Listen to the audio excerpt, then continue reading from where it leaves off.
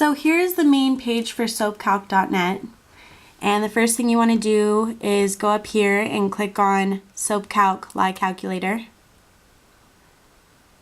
and it'll take you to the main page. And what you want to do is, what I'm going to do with this recipe is I'm going to do it in percentages. So I'm going to be using 48 ounces of oil in my recipe. So I'm going to click on ounces, and it'll automatically give you 16 ounces, which is 1 pound. So I'm going to change that to 48 ounces. I always change this to 35. That's what I like to use. That's how much percentage of water. And then over here is your super fat, which is the oils left over that are not saponified by the lye. I do my super fat to 7. So that's what I'm going to be using for this recipe. And then here's the part where you choose your oils. And since we're doing percentages and not putting in ounces, over here it is already clicked on percentages. So it's going to, when I fill in the recipe, I'm going to put in what percentage of the oil I'm going to use. So first of all, you want to come over here and choose your oils. So the recipe that I'm going to be using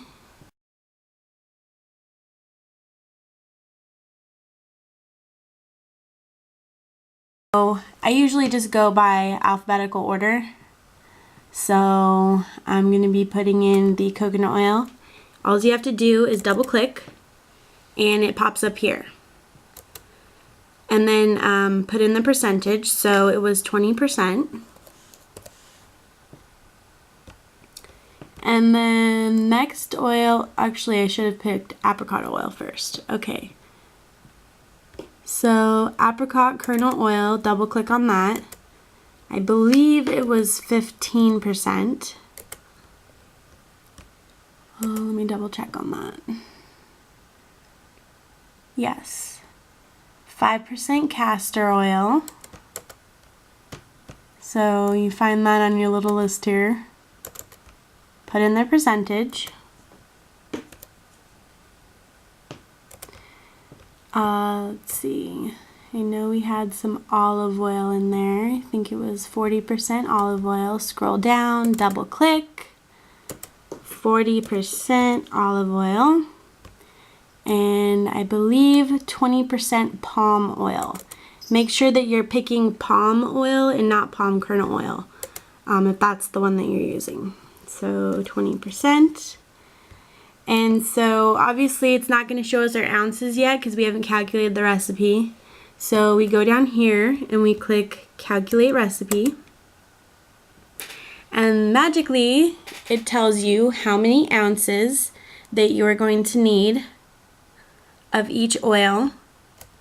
And you notice it does not show you the lye. So after it tells you that, and down here it tells you, okay, you're using 48 ounces of oil. Then you go to view or print recipe. And this is the fun part because this is where it's going to tell you the properties of your bar, which some people take to heart, some people don't. I look at it and I like to see the numbers to tell me, you know, just about how my bar is going to be, but everybody's different. Everybody likes a different type of bar. So here's where it's going to tell you right here your ingredients. Water, you're going to want 16.8 ounces of water, 6.539 ounces of lye, and then over here your ounces of oil of each one. And then down here is where it's going to tell you the numbers for hardness, cleansing, conditioning, bubbly, creamy. Iodine, I believe, is how quickly your soap will melt in the shower. I think the higher the iodine, the faster your soap melts. I really don't pay much attention to that number, honestly. So this is going to tell me my bar is going to be a little soft because the number's at 33. So I might want to consider, instead of changing my recipe, maybe adding some salt, because salt hardens the bar. It's going to be less cleansing, so it's going to be a very moisturizing bar. It's going to be very conditioning.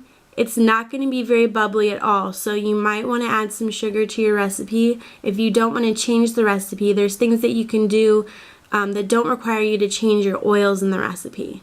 Adding some sugar will help up the bubbles. And then of course it's going to be creamy. That's from usually the palm kernel oil will make a creamy hard bar. Overall, I think this looks like an okay bar. It's going to be soft, and like I said, if I were to make this recipe, I'd probably add some salt and sugar to my recipe. The salt to make the bar harder, and the sugar to make it to up the bubbles.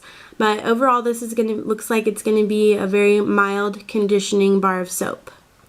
So there's an overview of how you do the recipe, and I usually copy and paste this into a file so I can keep the recipe so I can go back and look at it.